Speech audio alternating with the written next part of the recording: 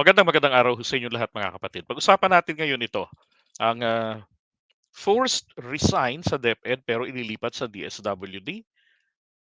And then anunsyo at pakiusap na sumali sa mautog rally, sa mga mautog rallies nila. Pero, nako, deadma pa din si VP Sara. At ang kapansin-pansin rin po mga kapatid, itong nakabibinging katahimikan ni PBBM, di ba? Mula nung nag-submit ng resignation etong si VP Sara. Ngayon, ah, meron ako meron akong napansin sa gesture. Alam niyo naman ako, tinitingnan ko yung galaw ng mga politiko, 'di ba? May napansin ako sa kanyang latest na interview with I believe that's a GMA News. Okay? So credit sa kanila. Eh, pero dito ha, medyo maaasar kayo, pasensya na kayo. Tingnan niyo ha, yung sagot niya. Pagpunta ko sa mga schools, pakikipag-usap ko sa mga estudyante at pakikipag-usap ko sa mga guro. Minahal ko talaga yung trabaho ko kaya nalulungkot ako. Pumunta ako sa opisina ni Pangulong Marcos at sinabi ko sa kanya, dala ko yung resignation letter ko. And maayos naman yung kanyang pagtanggap. And Okay. Simulan natin ulit. yung pagpunta ko Nakakasar 'tong sa humingiwi. mga schools, pakikipag-usap ko sa mga estudyante at pakikipag-usap ko sa mga guro. Minahal ko talaga yung trabaho ko kaya Humingiwi-ngiwi rin. nalulungkot ako. Pumunta ako sa opisina ni Pangulong Marcos at sinabi ko sa kanya, dala ko yung resignation letter ko. Oh, so imagine natin ano, ah, pumunta siya do'n sa opisina ni PBBM. Tapos sabi niya, "Hi Mr. President, dala ko yung resignation letter ko." So dapat may tanong doon, "Oh, bakit may dala kang resignation letter?" 'Di ba? Pero ano ba nangyari? And maayos naman yung kanyang pagtanggap and maayos din yung pagtapos ng aming pag-uusap. Uy, ano yung pinag-usapan mga kapatid, 'di ba? At bakit wala yatang ishinare sa atin, wala yatang komento ang ating presidente regarding dito sa resignation ni VP Sara. Pero maayos ang pagtatapos ng kanilang pag-uusap. Ano yung naging resulta ng kanilang pag-uusap? Na nagresulta din bakit hindi nagsasalita ang Presidente Marcos sa kanyang resignation, 'di ba? Well, obviously, kapag pupunta ka doon at sasabihin mo na dala mo yung resignation mo, palagay ko po mga kapatid, she was requested to leave the department, 'di ba? Kasi January, if I'm not mistaken, January 24, bago mag-February yan binigyan na sila ng presidente ng warning na ang gusto ko sana, ang DepEd ay mag-focus kayo sa pag-improve ng teaching quality o yung kalidad ng pagtuturo sa mga estudyante. Pero ang dami naman nilang ginawa kung ano-ano, pero hindi naman po puro mga short term. Parang tipong mga masabi lang na may nagawa. And then talamak pa rin yung naglilitawa ng mga korapsyon sa DepEd. Patawarin na natin sa laptop. Hindi niya panahon 'yon, okay? Panahon 'yon ni Briones, nung dating DepEd secretary. Pero ah, ang kapansin-pansin dito, 'no, yung masyadong katahimikan, 'di ba? Mamaya papakita ko sa inyo yung mga iba pang ano natin punto rito. We are still friendly with each other. Oh, we're still friendly with each other.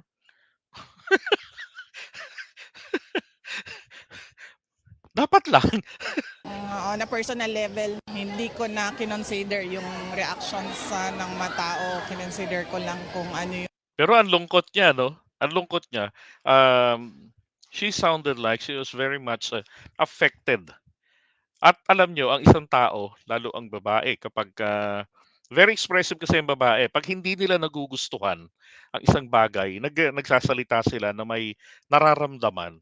Mapapansin mo yung facial expression, Pagngiwi ng bibig, pagtaas ng kilay, pagtirik ng mga mata, 'di ba? Hmm. Yung mas makakabuti para sa Department of Education. Walang consultation na with the former President Duterte. Sa akin lang yun. Walang discussions about resigning sa Office of the Vice President. 'Di ba? So, sa kanila lang ni PBBM.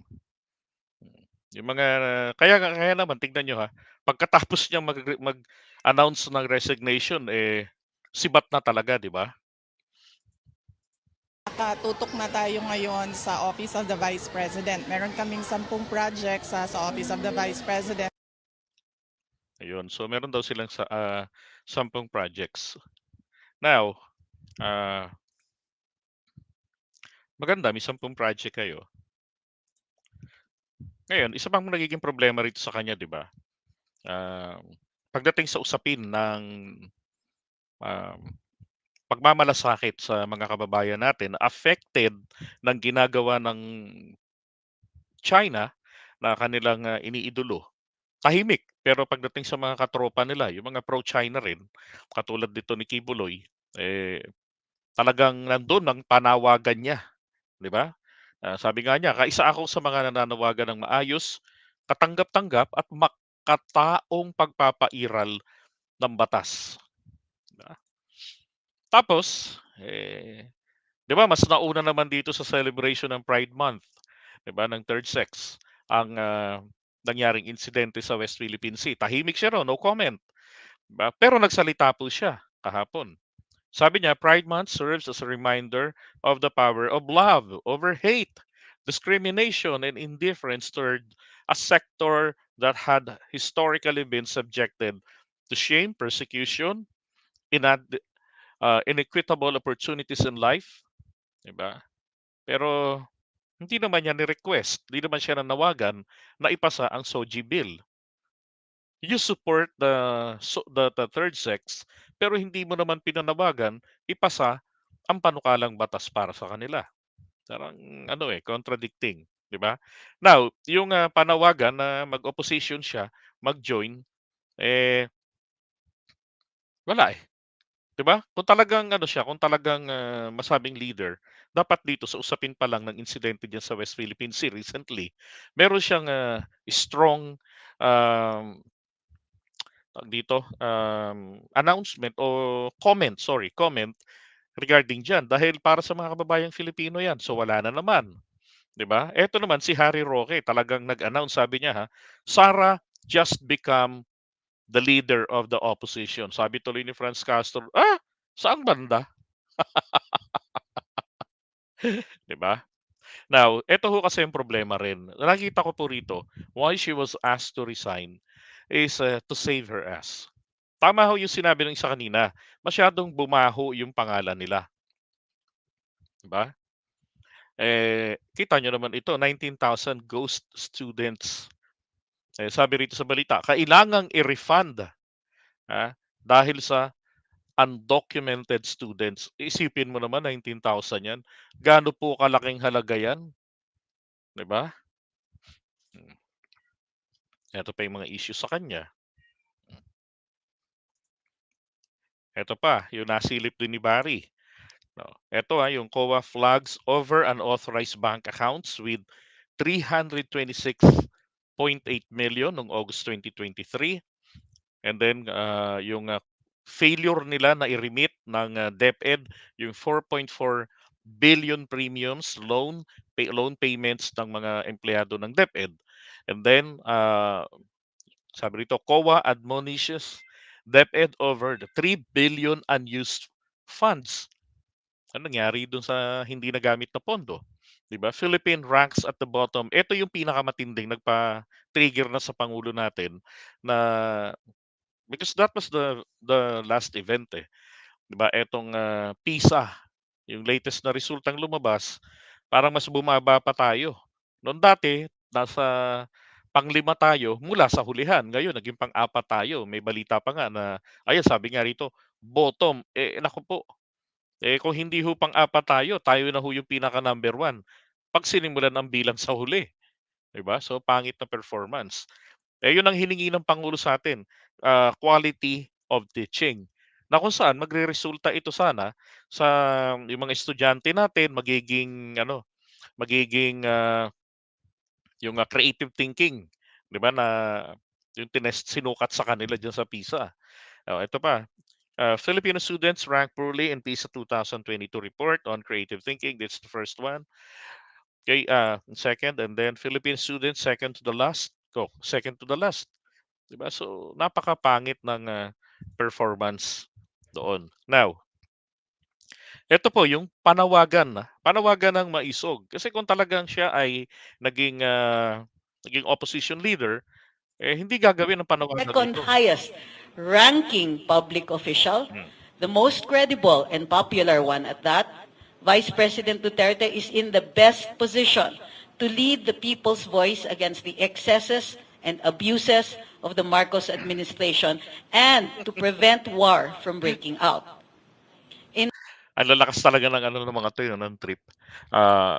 Yung, People's Initiative, yung mga laos ng issue, People's Initiative, tapos giyera, 'di ba? Bu yun ang mga ta's mga mahal na bilihin, yun ang paulit-ulit na mga issues nila. In line with this, the Hakbang ng Maisog Coalition for Transparency, Accountability, Peace, and Security, therefore, extends this invitation to Vice President Duterte to take over the helm in this historic and heroic struggle at this crucial juncture of our nation's history. We stand solidly behind the courageous decision of Vice President Sara. 'Di ba, grabe pa yung pambobola nila diyan. Sinusuportahan namin yung kanyang, matapang na desisyon ng pagbibitiw. Pero ilang araw na ba 'to na nagbitiw si VP Sara, 'di ba? Pero dedma pa rin sila. The time has come for all equally patriotic and peace-loving Filipinos to Parang mali yata yung kinakausap rito ni Attorney Trixie ano? Tingnan niyo ha. The time has come for all equally patriotic and peace-loving Filipinos to make a stand Definitely hindi sila kabilang dun sa mga patriotic, right? and save our country from the morally bankrupt Marcos administration. Alam nila yung moral ha. Talaga lang ha. Wow. No Look who's talking. to Chacha, no to martial law, no to war. Ayaw na rin sa martial law. Pero nung time ni Daddy Diggs nung nagdeklara ng martial law, 'di ba? We defended the Duterte martial law. At kung mag-impose si PBBM ng martial law ngayon, it's gonna be the same martial law, 'di ba? Na merong boundary. Hindi yung gaya ng pinapakita nila sa atin ngayon na nakakatakot na martial law. Hindi ho, kung ano lang, kung paano natin na-enjoy yung martial law ni Duterte noon, gano'n din kasi parehong ang boundary niyan yung Constitution lang ng 1987 eh. Transparency, accountability, peace, and security now. Wow. Pero hindi nila mapanawagan si Pulong i-explain yung 51 billion, hindi nila mapanawagan kay VP Sara na 'di ba iulat yung mga nababanggit na mga halaga, yung bukod sa 125 million o tsaka yung mga iba pang issues ghost students, 'di ba? So very subjective. Defend the flag. Bakit may umaagaw ba ng flag? Mabuhay si Vice President Inday. Okay, pero eto na nga po, dedma pa rin sila. Now, sabi ulit ni Sir Carlos Maglasang, kasi kung tatanggapin ni VP Sara yung, DSWD, yun na nga po yung lumulutang na issue, para sa akin it's an issue because I don't like it na mailagay siya doon sa DSWD. 'Di ba, sabi niya, kasi di kailangan ng mga tao ang opposition kundi tulong at ayuda. So ibig sabihin, um, sabagay ang posisyon naman diyan sa DSWD, kung di niyo napapansin, halos lahat ng, presidenteng nagdaan, palit-palit yung mga tao diyan, eh, yung mga hepe ng DSWD, 'di ba? Maliban na lang nung panahon ah, ni Gloria Arroyo, yung kaibigan niya, classmate niya si Bongo din. Yun lang yung pinaka nagpermanente. Now, ito ho kasing si ano, ito ho kasing si Gatchalian, ito ho'y politiko. Ay, politiko, kapatid ng ating senador. Politiko sila sa Valenzuela. So, mas malamang sa malamang, ito po ay kakandidato next year sa 2025. So, mababakante itong DSWD. Oh. And then, itong DSWD, ito na yung sinasabi ko na pinapalutang ngayon na paglalagyan kay VP Sara. Now, good thing at merong ganyang klaseng pagsisimula ng, I would say, mind conditioning na doon siya ililipat. At again, ulitin ko lang sa inyo, wala ho tayong naririnig na anumang reaksyon ng ating presidente. Okay, kung bakit tinanggap niya ang resignation ni VP Sara? Totoo ba ito na puwersahang pinag-resign dahil doon sa failure? Unang-una kung puwersahang pinag-resign, for me that's better.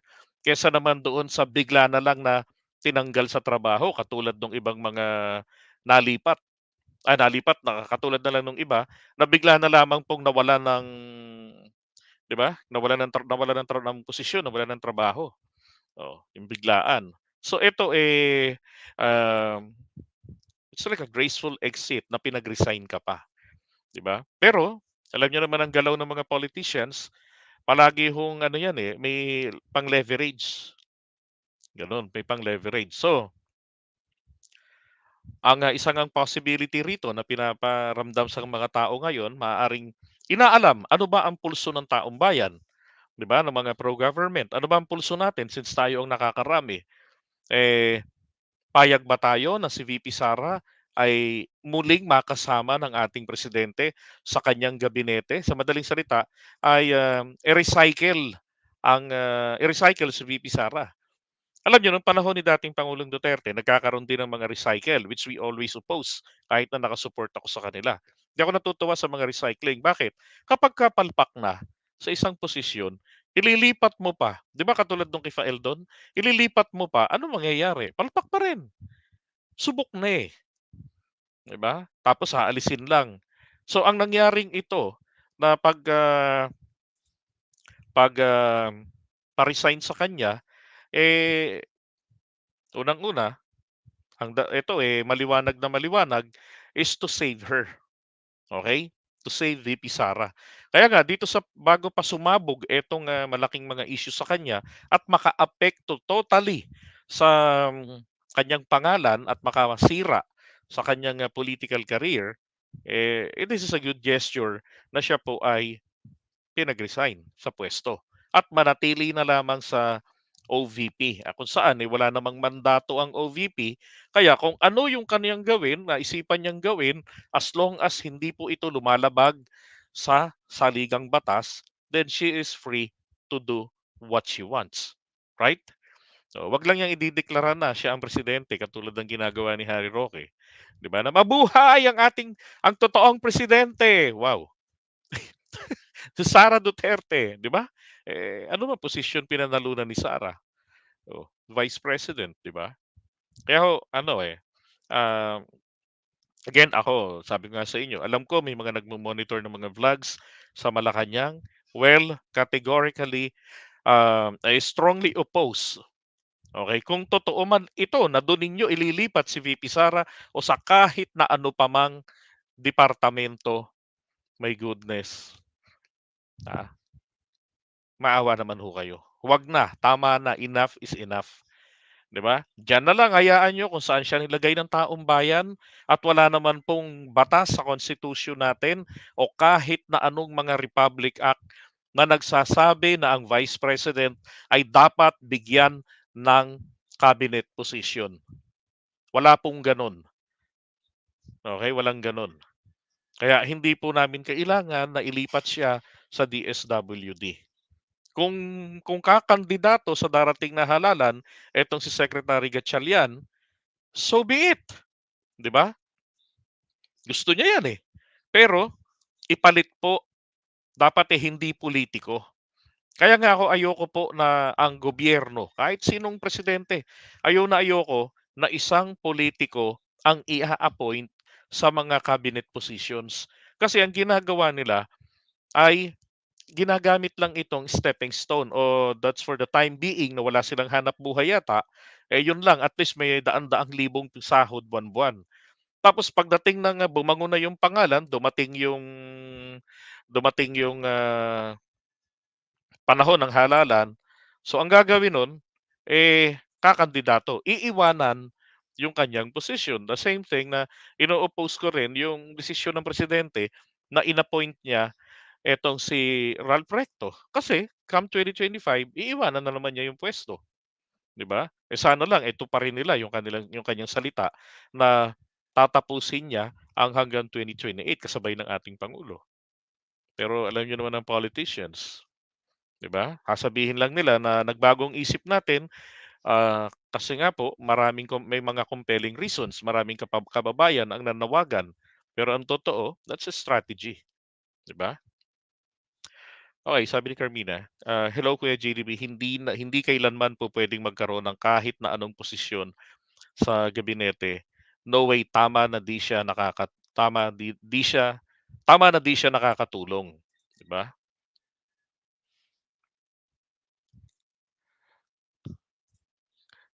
Sabi, "Hindi na dapat si Sara ilagay maski saang posisyon sa gabinete ni President Marcos. Manatili na lang siya as VP." Well, that's what I was saying, 'di ba? Manatili na lamang siya na vice presidente natin. Hanggang gano'n na lang, total 'yun ang binigay ng tao sa kanya, binigyan ng Presidente Marcos ng pagkakataon to perform. Ang problema, eh, she failed. Although kahit sabihin nila na ano, na hindi naman kasi talaga 'yan ang gusto niya, DND ang gusto niya. Well, kung titignan natin, ano ba, 'di ba? Ano ba ang kanyang background para DND secretary, 'di ba? Ang related lamang sa kanyang background ay yung kanyang pagiging reserve, sus Mariosep, 'di ba? Hindi ano, hindi tama 'yun. 'Di ba? Yun nga yung mapanganib kasi kung ilagay siya doon at, hindi naman po yan mai-scrutinize ng Commission on Appointment under the Constitution, exempted ang Vice President oras na binigyan ng appointment ng presidente sa mga cabinet position at, hanggang sa mga cabinet secretaries and then sa mga iba pang, posisyon sa Constitution. Ah, 'Di ba? Kaya binigay sa kanya ang, DepEd, sana kung hindi kaya ang trabaho, hindi na lang din tinanggap. Para nakapili ang ating presidente ng mas karapat-dapat. And again, I am no for Sara Duterte to be appointed to any cabinet positions. Kahit na siguro mag-USEC or mag-ASEC, 'di ba? Para sa akin mas maganda gano'n. Alright, so iwan muna natin 'to.